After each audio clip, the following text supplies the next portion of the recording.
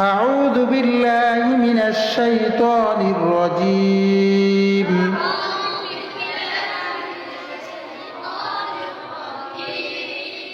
بسم الله الرحمن الرحيم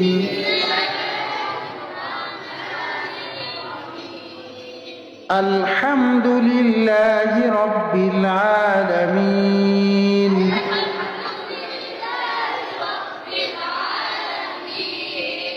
الرحمن الرحيم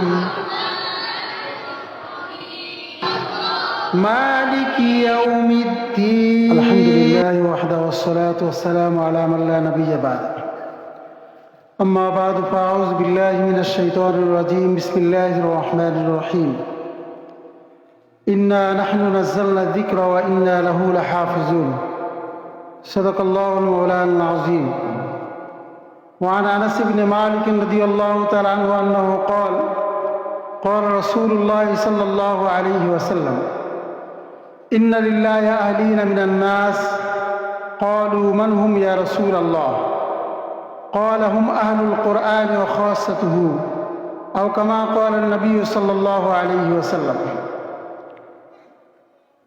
মদিনাতুল উলুম হাফিজিয়া মাদ্রাসা কর্তৃক আয়োজিত আজকের অভিভাবক সম্মেলন এবং কিছু তালেবে ইলমের হাতে কোরআনে কারীম প্রথম সবক পড়ানোর এই অনুষ্ঠানে উপস্থিত হযরত উলামায়ে কেরাম, মাদ্রাসার আসাতিজায়ে কেরাম, এলাকার দিন দরদি মুসলমান ভাইরা এবং মাদ্রাসার আজিজ তলাবা, আজকে আল্লাহ পাকের দরবারে আমরা মন খুলে শুকরিয়া আদায় করি যে আল্লাহ তাআলা এমন একটা মহান অনুষ্ঠানে আমাদেরকে উপস্থিত হওয়ার তৌফিক দিয়েছেন। আসমানের নিচে জমিনের উপরে যত অনুষ্ঠান হয় তার মধ্যে সবচাইতে মূল্যবান অনুষ্ঠান এটা। এই অনুষ্ঠানের এত দাম যে আল্লাহ তাআলা ইচ্ছা করলে আজকের এই মাহফিলে উপস্থিত হওয়ার ওসিলায় আমাকে আপনাকে মাফ করে দিতে পারেন। এই অনুষ্ঠানের এত মূল্য কেন? এই অনুষ্ঠানের এত মূল্য এই কারণে, সৈয়দুল আম্বিয়া জনাব মুহাম্মদুর রাসূলুল্লাহ সাল্লাল্লাহু আলাইহি ওয়াসাল্লাম আমাদের নবী, আমাদের রসূল, আল্লাহ তাআলা সর্বশ্রেষ্ঠ নবীর উপরে নাজিল করেছেন সর্বশ্রেষ্ঠ কিতাব, যার নাম কোরআনে কারীম। এই কোরআনে কারীমের সাথে মুসলমানের কয়েকজন সন্তানকে সম্পৃক্ত করা হবে আজকের এই অনুষ্ঠানে। কোরআন এমন এক গ্রন্থ, এমন এক কিতাব, এ দুনিয়াতে যার সম্পর্ক কোরআনের সাথে যত বেশি হবে আল্লাহ পাকের কাছে তার দাম তত বেশি। হাদিসের ভিতরে আছে, নবী সাল্লাল্লাহু আলাইহি ওয়াসাল্লাম ইরশাদ করেন, তোমরা যদি কেউ আল্লাহ পাকের মুকাররব হতে চাও, আল্লাহ পাকের সাথে খুব ঘনিষ্ঠ সম্পর্ক স্থাপন করতে চাও, তাহলে সবচাইতে উত্তম মাধ্যম হলো কোরআনে কারীম। তুমি যত কোরআনকে তোমার কাছে নিবা তুমি তত আল্লাহ পাকের তত মুকাররব হবে, আল্লাহ পাকের তত নিকটবর্তী হবে। এই জন্যে আমরা মুসলমান, আল্লাহ তাআলা আমাদেরকে সৌভাগ্য দান করছেন যে সর্বোত্তম সর্বশ্রেষ্ঠ নবীর উম্মত আল্লাহ তাআলা বিনা দরখাস্তে আমাদেরকে বানাইছেন। আর আমাদের জীবন বিধান হিসাবে আল্লাহ তাআলা সর্বশ্রেষ্ঠ কিতাব দিছেন। এই কিতাব এমন এক কিতাব, আমি আর আপনি বুঝি আর না বুঝি, এই কিতাব যদি তেলাওয়াত করি তাহলে এর প্রত্যেকটা হরফে আল্লাহ তাআলা আমাদেরকে কমপক্ষে 10টা করে নেকি দিবেন। এই জন্য কোরআনে কারীম আমাদের সামনে আছে। এই কোরআনের 3টা হক প্রত্যেকটা মুসলমানের উপরে, প্রত্যেকটা মুসলমানের উপরে 3টে হক কোরআনের আছে। আমাদের কাছে কোরআনের 3টে পাওনা, তোর মধ্যে 1 নম্বর পাওনা হলো সহি শুদ্ধ করে কোরআনে কারীম তেলাওয়াত করতে পারা। প্রত্যেকটা মুসলমানের জন্য কোরআনে কারীম দেখে দেখে সহিষ্ণুভাবে তেলাওয়াত করতে জানা এটা ফরজ। আমরা সকলেই জানি নামাজের মধ্যে যে কয়টা ফরজ আছে তার মধ্যে একটা ফরজ কি? কোরআনে কারিমের তেলাওয়াত, সহি শুদ্ধ করে পড়া। তো মুসলমানের উপরে কোরআনের 3টে হকের প্রথম হক হলো সহি শুদ্ধ করে দেখে দেখে কোরআন পড়তে পারে।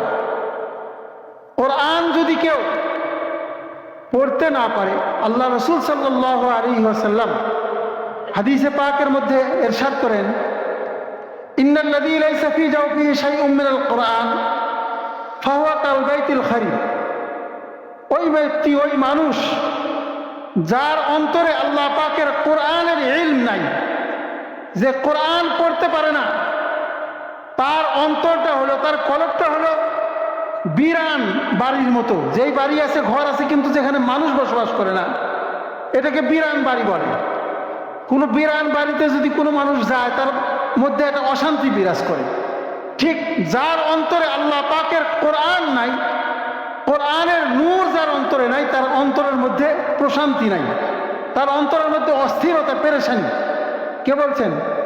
এটা কোনো মোল্লা মৌলবীর কথা না, আল্লাহ রসুল সাল্লাল্লাহু আলাইহি ওয়াসাল্লামের কথা, যে ইয়াকিন না করলে ঈমানই থাকবে না। এই জন্যে আমরা ছোট বড় সকলের জন্যে কোরআন শিক্ষা করা এটা ফরজ। এই বিষয়ে আমরা অনেকেই ধোঁকার মধ্যে আছি। কেমন ধোঁকা? আমরা মনে করি যে বয়স হয়ে গেছে, এখন তো আর আমার পক্ষে কোরআন শেখা সম্ভব না। এটা একটা ধোঁকা, তাছাড়া কিছু না। কোরআন যে সময় নাজিল হয়েছে, কোরআন নাজিল হওয়া শুরু হয়েছে, আল্লাহ নবী সাল্লাল্লাহু আলাইহি ওয়াসাল্লামের বয়স ছিল তখন 41 বছর। আর আল্লাহ নবীর সামনে যাদের উপরে কোরআন নাজিল হয়েছে, সাহাবায়ে কেরাম, তাদের অধিকাংশের বয়সী হাতে গোনা কয়েকজন ছাড়া অধিকাংশের বয়সী 60, 70, 80, 90। হযরত সালমান ফারসির বয়স ছিল 250 বছর। তো কোরআনের প্রথম ছাত্র যারা, তারা তো বয়স্কই ছিল। কোরআনের প্রথম ছাত্র যারা, তারা তো বয়স্কই ছিল। সুতরাং বয়স্ক কেউ যদি মনে করে আমার পক্ষে কোরআন শেখা সম্ভব না, এটা শয়তানের ধোঁকা। এই জন্যে আমরা সকলেই যারা জানি, আলহামদুলিল্লাহ, আরো ভালো করে জানার চেষ্টা করব। যারা জানি না, আজকের এই মাহফিল থেকে একটা সংকল্প করব যে আমি মৃত্যুর আগে আগে আল্লাহর কালাম সহি শুদ্ধ করে শিখবো ইনশাআল্লাহ। উলামায়ে কেরামের কোনো অভাব নেই। এখন আপনার মসজিদের ইমাম, কোনো মাদ্রাসা হয়েছে না, উলামায়ে কেরামের কাছে যান, চেষ্টা করেন, সহজ হয়ে যাবে। কোরআন এমন এক গ্রন্থ, আল্লাহ তাআলা ওয়ালাকাদ ইয়াসসারনাল কুরআনা লিযিকরি ফাহাল মিন মুদ্দাকির, আল্লাহ তাআলা কোরআনের মধ্যে বলছেন যে কোরআনকে আমি সহজ করে পাঠাইছি। কোরআন এমন এক গ্রন্থ যে মানুষ 1-2 মাস চেষ্টা করলে কোরআন শিখতে পারে। এত বড় একটা কোরআন, দুনিয়াতে কোনো গ্রন্থের হাফেজ দুনিয়াতে খুঁজে পাবেন না আপনি। কিন্তু বর্তমানে পৃথিবীতে 2.5 কোটির মতো হাফেজ আছে, কোরআনের হাফেজ আছে। আল্লাহ পাক সহজ করছে, তাই বুঝা যাচ্ছে না? এই জন্যে কোরআনের প্রথম হক যেটা আমাদের উপর আছে, এটাকে আমরা আদায় করার চেষ্টা করব। লাভ কি? হযরত হাফেজ হুজুর রহমাতুল্লাহি আলাইহি এই কথা বলতেন যে কোরআন যে শিক্ষা করবে, ছোটবেলায় যদি শিক্ষা করে, ছোটবেলায় কোরআন শিখছি, এরপরে বড় হওয়ার পরে দুনিয়াবি ফিতনা ফাসাদে পড়ে কেউ বিপদগামী হয়ে গেছে। কিন্তু ছোটবেলায় ওই যে কোরআন শিখছে, কোরআনের নূর তার কলবে আছে। এই নূরের বদৌলতে আল্লাহ তাআলা মৌতের আগে আগে তার দ্বীনের রাস্তায় আবার আনবেন, এরপরে ঈমান নিয়ে সে মৃত্যুবরণ করবে। এটা কোরআনের বরকত। এই জন্য কোরআন সহি শুদ্ধ করে পড়তে জানা এবং তেলাওয়াত করতে অভ্যস্ত হলে তার ঈমানের মৌত হওয়ার একটা গ্যারান্টি আছে। এই জন্য পড়বো তো ইনশাআল্লাহ আমরা কোরআন। কোরআনের দ্বিতীয় হক হলো কোরআন বুঝা। আল্লাহ পাক এই মহান কালামের মধ্যে আমাদের ব্যাপারে কি আদেশ করছেন, কি নিষেধ করছেন, কি করণীয়, কি বর্জনীয়, এটা বোঝা লাগবে না? কোনো জিনিস জানলে না তার উপরে আমল করা যায়, যদি নাই জানি তার উপরে আমল করবো কিভাবে? এই জন্যে কোরআন বুঝা, এটা হলো দ্বিতীয় হক। তৃতীয় হক কোরআনের হলো কোরআন অনুযায়ী আমল করা। যে ব্যক্তি কোরআন অনুযায়ী তার জীবন গঠন করবে, আল্লাহ তাআলা দুনিয়াতেও তাকে সফল করবেন, আখিরাতেও তাকে সফল করবেন। এই জন্য আমরা সকলেই কোরআন পড়ব, কোরআন বুঝবো, সেই অনুযায়ী আমল করার চেষ্টা করবো। আল্লাহ তাআলা আমাদের সকলকে তৌফিক দান করেন। আজকে অত্যন্ত সৌভাগ্যবান ওই সমস্ত তোয়ালেব ইলম এবং তোয়ালেব ইলমের পিতামাতা গার্জিয়ান যারা আছেন, তারা যাদেরকে আজকে কোরআনে কারিমের প্রথম সবক পড়ানো হবে, তারা আজকে কোরআনে কারিমের প্রথম সবক পড়বে। মানে কি? আল্লাহর কালামের সাথে, কোরআনে কারিমের সাথে তার জিন্দেগির একটা সম্পর্ক তৈরি হবে। এই সম্পর্ক সে যত মজবুত করবে, আল্লাহ তার সাথে সম্পর্ক তার তত মজবুত হবে এবং দুনিয়াতে সে একজন জান্নাতি মানুষ হিসেবে দুনিয়াতে বিচরণ করবে। কোরআন এমন এক মহান গ্রন্থ যার ফাজাইল এরকম যে যেই ব্যক্তি কোরআন পড়বে, কোরআন অনুযায়ী আমল করবে, এই ব্যক্তি যখন কিয়ামতের ময়দানে উঠবে তখন তার পিতা মাতাকে আল্লাহ তাআলা নূরের টিরার উপরে বসাবেন এবং তার মাথায় একটা নূরের টুপি পরায় দেবেন। সে নূরের টুপির আলো এরকম হবে, আল্লাহ রাসূল সাল্লাল্লাহু আলাইহি ওয়াসাল্লাম বলেন যে ওই নূরের টুপির আলো যদি দুনিয়ার সূর্যের সামনে পড়তো তো দুনিয়ার সূর্য ম্লান হয়ে যেত। এরকম মর্যাদা কোরআন পড়নেওয়ালার বাবা মার হবে। খোদ কোরআন যে পড়ে তার মর্যাদা কত দূর হতে পারে, তার মর্যাদার ব্যাপারে আল্লাহ রাসূল সাল্লাল্লাহু আলাইহি ওয়াসাল্লাম বলেন যে যে কোরআন পড়বে সেই অনুযায়ী আমল করবে, তার আত্মীয় স্বজন পরিচিত জনের মধ্যে থেকে এমন অনেক মানুষ যাদের জন্য জাহান্নাম হারাম, জাহান্নাম ওয়াজিব হয়ে গেছে, এই কোরআন পড়নেওয়ালার সুপারিশে আল্লাহ তাআলা তাদেরকে জান্নাত দিয়ে দেবেন। এত মর্যাদা আল্লাহ তাআলা কোরআন পড়নেওয়ালাকে দিয়েছেন। সুতরাং আমার ছেলে কোরআন পড়নেওয়ালা হোক, হাফেজ হোক, আলেম হোক, আমার নাতি হাফেজ হোক, আলেম হোক, এটা আমরা চাই না? এখানে এই মাদ্রাসারও তিনটা হক আমাদের উপরে। এক নম্বর হক হলো মাদ্রাসার জন্য আল্লাহর কাছে দোয়া করা, যেন আল্লাহ তাআলা এই মাদ্রাসাটাকে কবুল করেন। মরহুম আব্দুল গফুর মির্জা ভাই, উনি এই মাদ্রাসা প্রতিষ্ঠা করেছেন। আজকে কি উনি আছে? নাই। আমাদের হাবিবুর রহমান সাহেব বহুবার হাত ধরে করেছে, হুজুর আমাদের এই ছোট্ট মাদ্রাসাটার জন্য দোয়া করেন। আজকে হাবিব ভাই তো নাই। আমরাও একদিন থাকবো না, থাকবো কি সবাই? কেউই থাকবো না, একদিন চলে যাবে। কিন্তু আল্লাহ তাআলা যদি এই মাদ্রাসাটাকে কবুল করেন, এই মাদ্রাসা কিয়ামত পর্যন্ত থাকবে, কিয়ামত পর্যন্ত থাকবে। লাভ কি? আমরা যদি দোয়া করি, আল্লাহ যদি মাদ্রাসা কবুল করে, তাহলে এই মাদ্রাসায় মুসলমানের সন্তানরা কোরআন পড়বে, কোরআন বুঝবে, আমল করবে, এর সব আমার আমল নামায় পৌঁছতে থাকবে। কবরে শুয়ে এসে আমরা সব পেতে থাকবো, এর ওসিলায় আমরা নাজাত পাবো ইনশাআল্লাহ। এই জন্য এই মাদ্রাসা যাতে আল্লাহ তাআলার দরবারে কবুল হয়, মাদ্রাসা সুন্দরভাবে চলে, এজন্য আমরা সকলেই দোয়া করবো। এক নম্বর দায়িত্ব। দুই নম্বর দায়িত্ব হলো আমাদের সন্তানদেরকে মাদ্রাসায় পড়তে পাঠাবো। দেখেন, মাদ্রাসায় একটা শিশু শাখা খোলা হয়েছে, কেজি শাখা, যেখানে নার্সারি থেকে ক্লাস 3 পর্যন্ত পড়ানো হয়।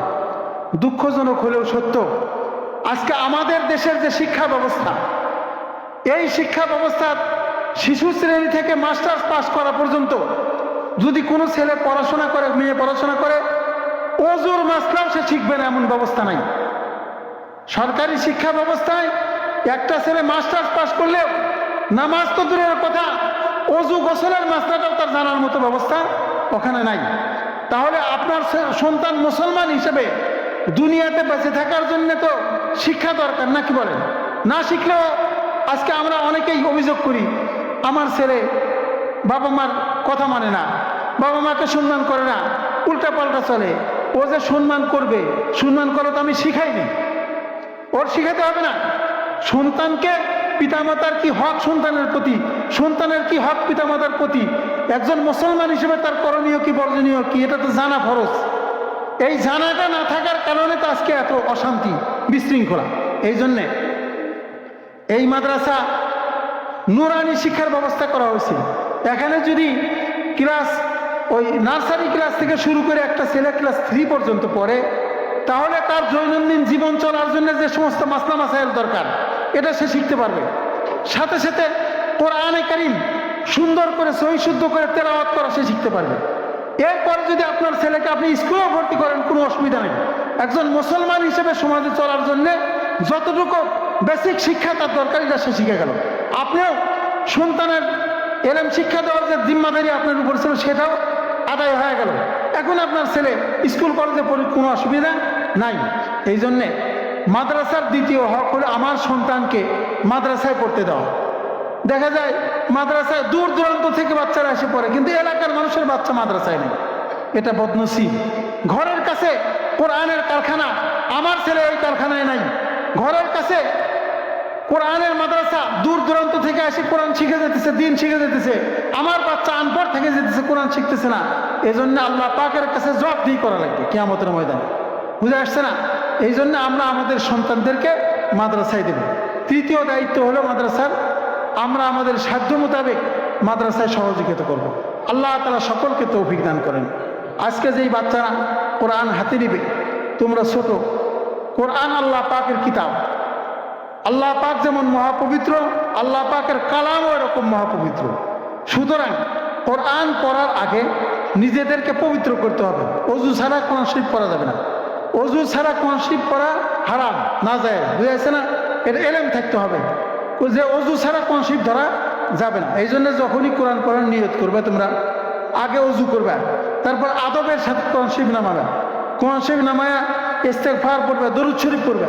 পড়ার পরে কোরআন শরীফ খুলবে ডান হাত দিয়া, মানে বিনা প্রয়োজনে কোরআন শরীফের হাতে বাম হাত লাগাবে না। বুঝাইছে না? নামায়া তারপর আউযুবিল্লাহ বিসমিল্লাহ সব কোরআন শরীফ তেলাওয়াত করবে। কোরআন শরীফ সামনে খোলা রেখে পরস্পর গল্প গুজব করা, এদিকে ওদিকে তাকাতাকি করা, এগুলি কোরআন শরীফের সাথে বিয়াদব। এগুলি আমরা করব না। আর কোরআন শরীফ যেই উস্তাদের কাছে পড়তেছি, একবারে যতদিন দুনিয়াতে বেঁচে থাকবো উস্তাদকে সম্মান করব। যেই মাদ্রাসার ওসিলায় আমি অতি সহজে কোরআন শরীফ পড়া শিখতে পারতেছি, এই মাদ্রাসার মানে উন্নতির ব্যাপারে সদা সর্বদা আমরা খেয়াল করবো, দোয়া রাখবো। আল্লাহ তাআলা আমাদের সকলকে তৌফিক দান করেন।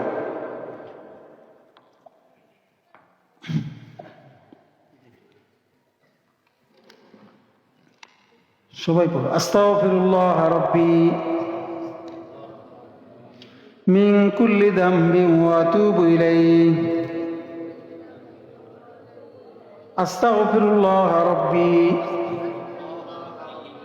মিন কুল্লি যামবিন ওয়া আতুবু ইলাইহি।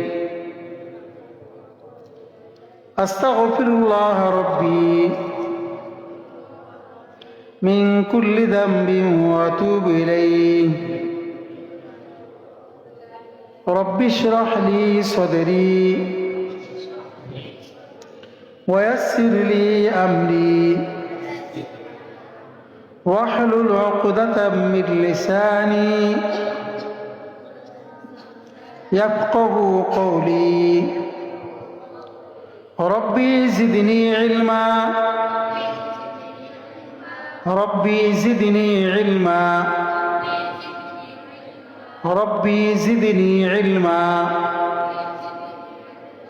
ربي يسر ولا تعسر وتمم بالخير.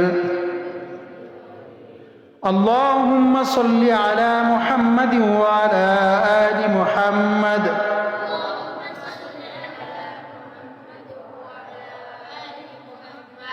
كما صليت على إبراهيم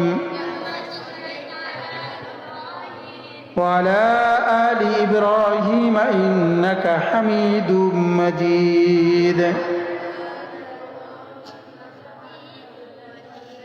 اللهم بارك على محمد وعلى آل محمد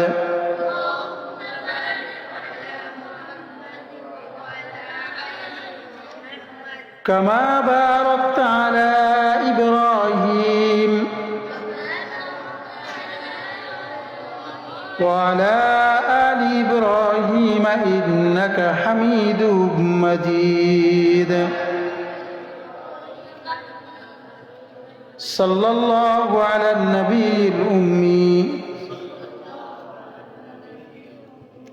صلى الله عليه وسلم. সবাই সূরা ফাতিহা বের করুন। আউযু বিল্লাহি মিনাশ শাইতানির রাজীম।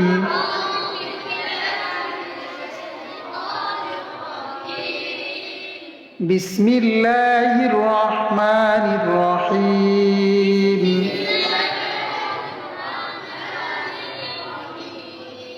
الحمد لله رب العالمين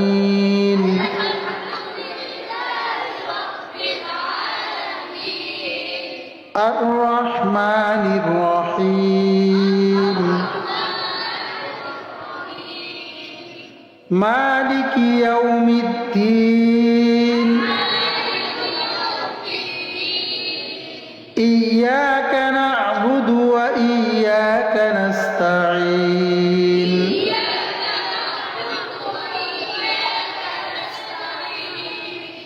اهدنا الصراط المستقيم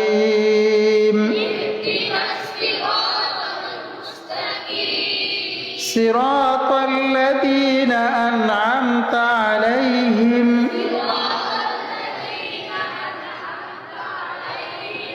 غير المغضوب عليهم ولا الضالين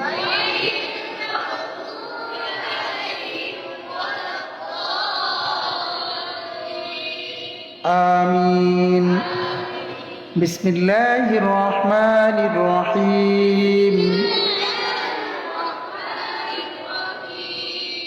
ألف لام ميم ذلك الكتاب لا ريب فيه هدى للمتقين الذين يؤمنون بالغيب ويقيمون الصلاة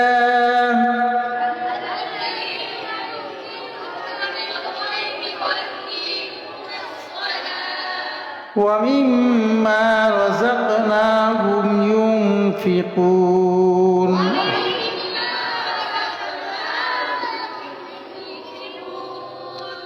والذين يؤمنون بما أنزل إليك وما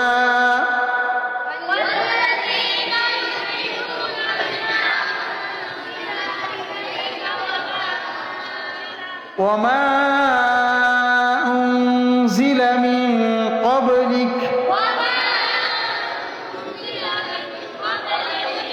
وبالآخرة هم يوقنون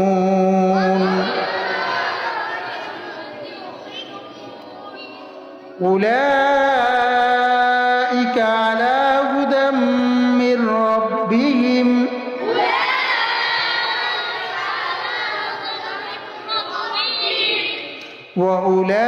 وأولئك هم المفلحون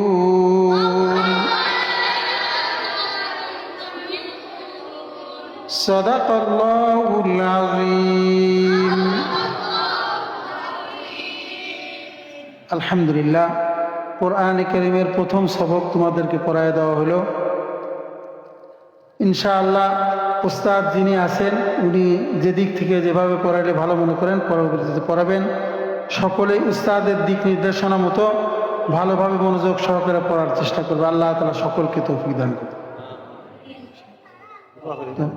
মামা কিছু না সকলে আমরা দুরূদ শরীফ আল্লাহুম্মা সাল্লি আলা মুহাম্মাদ ওয়া আলা আলি মুহাম্মাদ কামা সাল্লাইতা আলা ইব্রাহিম ওয়া আলা আলি ইব্রাহিম ইন্নাকা হামিদুম মাজিদ اللهم بارك على محمد وعلى آل محمد كما باركت على إبراهيم وعلى آل إبراهيم إنك حميد مجيد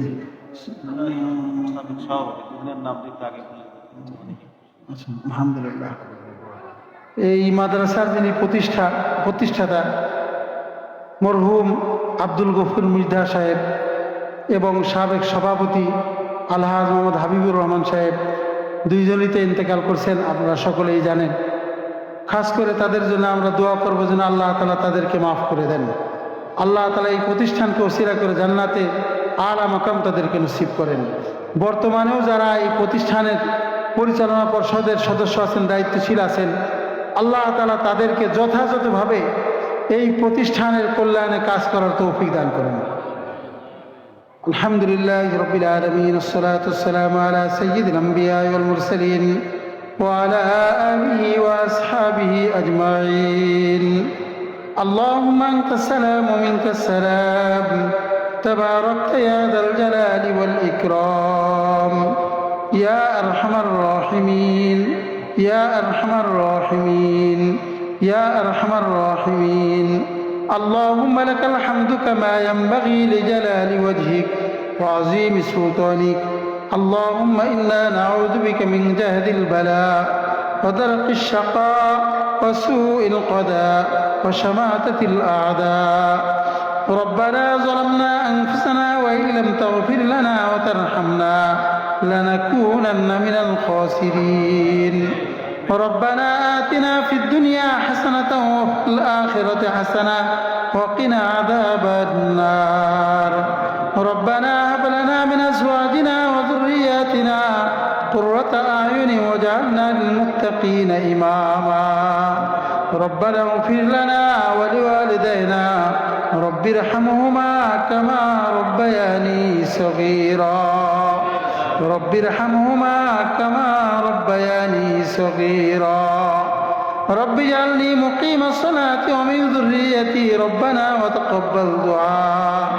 ربنا اغفر لي ولوالدي وللمؤمنين يوم يقوم الحساب.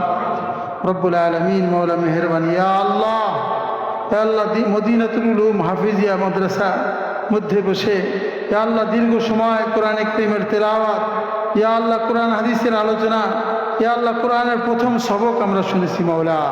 ইয়া আল্লাহ এরপরে মাদ্রাসার মাসুম তালিব ইলমদেরকে সাথে নিয়ে, ওলামায়ে কেরামদেরকে সাথে নিয়ে, ইয়া আল্লাহ হুজ্জাজ ইকরাম দাড়ি পাকা মুরব্বীদেরকে সাথে নিয়ে, ইয়া আল্লাহ আমি গুনাহগার আপনার শাহী দরবারে হাত তুলেছি মাওলা।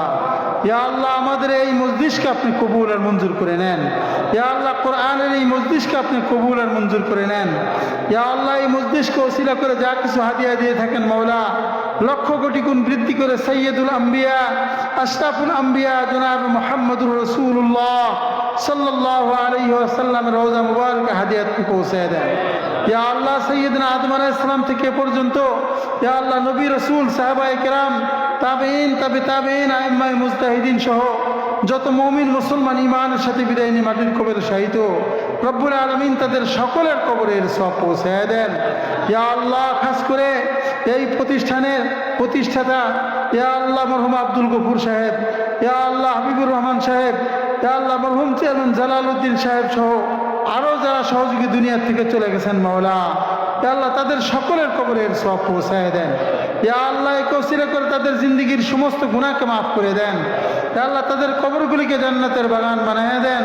ইয়া আল্লাহ আমরা যারা হাত তুলেছি মাওলা, ইয়া আল্লাহ আমাদের মধ্যে অনেকেই এমন আছে যার জনম দুঃখিনী মা কবরে চলে গেছেন। ইয়া আল্লাহ কেউ এমন আছে যার দরদের আব্বা কবরে চলে গেছেন। ইয়া আল্লাহ কিছু হতভাগ্য মানুষ আমরা এরকম আছি যাদের আব্বা মা কেউ দুনিয়ায় বাঁচা নাই মাওলা। ইয়া আল্লাহ আমাদের আব্বা মার কবরের সওয়াব পৌঁছে দেন। ইয়া আল্লাহ তাদের কবরকে জান্নাতুল ফেরদাউসের টুকরায় পরিণত করে দেন। ইয়া আল্লাহ কিয়ামত পর্যন্ত যেন তাদের কবরে জান্নাতের ফয়সালা করে দেন। ইয়া আল্লাহ আমাদের আসাতিজা ইকরাম মুরব্বিয়ান ইকরাম আকাবের আসলাফ যারা কবরে গেছেন সকলকে আপনি মাফ করে দেন। ইয়া আল্লাহ সারা দুনিয়ার সমস্ত মুসলমানদেরকে মাফ করে দেন। ইয়া আল্লাহ আমাদের সন্তান সন্ততি ভাই বোনেরা আত্মীয় স্বজন পাড়া প্রতিবেশী বন্ধু বান্ধব হাবাব আকারিব যারা দুনিয়ায় বেঁচে আছেন সকলকে আপনি মাফ করে দেন। ইয়া আল্লাহ সকলকে দিনদার পরহেজগার মুত্তাকি হিসেবে কবুল করে নেন। ইয়া আল্লাহ সারা দুনিয়ার সমস্ত মুসলমানদেরকে মাফ করে দেন, অমুসলিমদেরকে হেদায়েত দিয়ে দেন। ইয়া আল্লাহ মুসলমানদের জান মাল ইজ্জত আবরুর হেফাজত করেন। ইয়া আল্লাহ সারা দুনিয়ার সমস্ত মজলুম মুসলমানদেরকে আপনি হেফাজত করেন। ইয়া আল্লাহ জালেমদেরকে হেদায়েত দিয়ে দেন। ইয়া আল্লাহ ওদের নসিবে যদি হেদায়েত না থাকে, ইয়া আল্লাহ ফিরআউন নমরুদ হামান কারুনের মতো ওদেরকে ধ্বংস করে দেন। ইয়া আল্লাহ আপনার জমিনে আপনার দ্বীনের ঝান্ডাকে বুলন্দ করে দেন। ইয়া আল্লাহ আমাদের এই বাংলাদেশকে আপনি কবুল করে নেন। ইয়া আল্লাহ মুসলমানের দেশ, মসজিদ মাদ্রাসার দেশ, আলেম ওলামার দেশ। ইয়া আল্লাহ দয়া করে মেহেরবানিকে এই দেশে কোরআনের শাসন কায়েম করে দেন। ইয়া আল্লাহ খিলাফত আলা মিনহাজুন নবুওয়া কায়েম করে দেন। ইয়া আল্লাহ উত্তম শাসকের ব্যবস্থা করে দেন। ইয়া আল্লাহ কোরআনের শাসন এই দেশে জারি করে দেন। হযরত ফারুক আজমের মতো শাসকের ব্যবস্থা করে দেন। ইয়া আল্লাহ বদদিনীকে খতম করে দেন। ইয়া আল্লাহ দ্বীন প্রতিষ্ঠান আন্দোলনে আমাদের বেশি বেশি শরীক হওয়ার তৌফিক দান করেন। ইয়া আল্লাহ এদেশের সমস্ত মাদারিস, মাসাজিদ, মাকাতিব, মারাকিজ সহ সমস্ত দ্বীনি প্রতিষ্ঠানকে আপনি কবুল করে নেন। সমস্ত দ্বীনি প্রতিষ্ঠানের যাবতীয় হাজাত আর জরুরত আপনার গায়বী খাজানা থেকে পুরা করে দেন। ইয়া আল্লাহ, খাস করে এই মদিনাতুল উলুম হাফিজিয়া কওমিয়া মাদ্রাসাকে আপনি কবুল করে নেন। ইয়া আল্লাহ, এই মাদ্রাসাকে উলুম রুহানিয়াতের মার্কাজ বানায় দেন, ইত্তেবায়ে সুন্নতের মার্কাজ বানায় দেন। ইয়া আল্লাহ, এই মাদ্রাসাকে কিয়ামত পর্যন্ত কায়েম আর দায়েম রাখেন। ইয়া আল্লাহ, মাদ্রাসার সমস্ত তলাবা, আসাতিজা, মুতাআল্লিকিন, মুহিব্বিন, মুঈনিন, মদদগার যারা আছেন সকলকে আপনি দ্বীনের খাদিম হিসেবে কবুল করে নেন। ইয়া আল্লাহ, তলবে ইলমদেরকে আলিম হাক্কানি রব্বানি হিসেবে কবুল করে নেন। ইয়া আল্লাহ, খাস করে যেই তলবে ইলমরা আজকে কোরআন কারীমের প্রথম সবক করলো মাওলা, ইয়া আল্লাহ, তাদের সকলকে আপনি কবুল করে নেন। ইয়া আল্লাহ, তাদেরকে আলিম হাক্কানি হাফেজ রব্বানি হিসেবে কবুল করেন। ইয়া আল্লাহ, তাদের পিতামাতাকে আপনি কবুল করে নেন। ইয়া আল্লাহ, সমস্ত প্রকার আযাব আর গজব থেকে তাদেরকে হেফাজত করেন। ইয়া আল্লাহ, আমাদের সন্তানদেরকে নেক সন্তান হিসেবে কবুল করে নেন, ওলাদে সালেহ হিসেবে কবুল করে নেন। ইয়া আল্লাহ, আলিম হাক্কানি রব্বানি হিসেবে কবুল করে নেন। ইয়া আল্লাহ, আপনার হাবিবের সুন্নত মোতাবেক জিন্দিগি যাপন করার তৌফিক আমাদেরকে দিয়ে দেন। ইয়া আল্লাহ, আমাদের মধ্যে যারা অসুস্থ আছেন মাওলা, শিফায়ে কামিলা আজলা মুস্তামিরা নসিব করে দেন। রুহানি জিসমানি সমস্ত রোগ বালাই থেকে হেফাজত করেন। ইয়া আল্লাহ, যারা ঋণগ্রস্ত ঋণ পরিশোধ করার তৌফিক দিয়ে দেন। ইয়া আল্লাহ, যারা বিপদগ্রস্ত বিপদ থেকে মুক্ত করে দেন। ইয়া আল্লাহ, সুদ ঘুষ সহ সমস্ত প্রকার হারাম কাজ থেকে আমাদেরকে বেঁচে থাকার তৌফিক দিয়ে দেন। ইয়া আল্লাহ, হারামাইন শরীফাইনের জিয়ারত আমাদেরকে নসিব করে দেন। হজ্জে মাবরুর সকলকে নসিব করে দেন। ইয়া আল্লাহ, স্বপ্নযুগে হলেও আপনার হাবিব সাল্লাল্লাহু আলাইহি ওয়াসাল্লামের জিয়ারত আমাদের সকলকে নসিব করে দেন। খাতেমা বিল খায়র নসিব করেন। ইয়া আল্লাহ, যার হাত আপনার পছন্দনীয় হয় তাকে ওসিলা করে আমাদের দোয়াকে কবুল করে নেন। আল্লাহুম্মা ইন্না নাসআলুকা মিন খায়রি মা সাআলাকা মিনহু নাবিয়্যুক ওয়া হাবিবুকা মুহাম্মাদুন সাল্লাল্লাহু আলাইহি ওয়াসাল্লাম ওয়া নাউযু বিকা মিন শাররি মা ইসতাআযাকা মিনহু নাবিয়্যুকা ওয়া হাবিবুকা মুহাম্মাদুন সাল্লাল্লাহু আলাইহি ওয়াসাল্লাম ওয়া আনতাল মুস্তাআন ওয়া আলাইকাল বালাগ ওয়া লা হাওলা ওয়া লা কুওয়াতা ইল্লা বিল্লাহ ওয়া সাল্লাল্লাহু তাআলা على خير خلقه سيدنا محمد وعلى آله وأصحابه أجمعين آمين آمين آمين وارحمنا معهم برحمتك يا أرحم الراحمين السلام عليكم ورحمة الله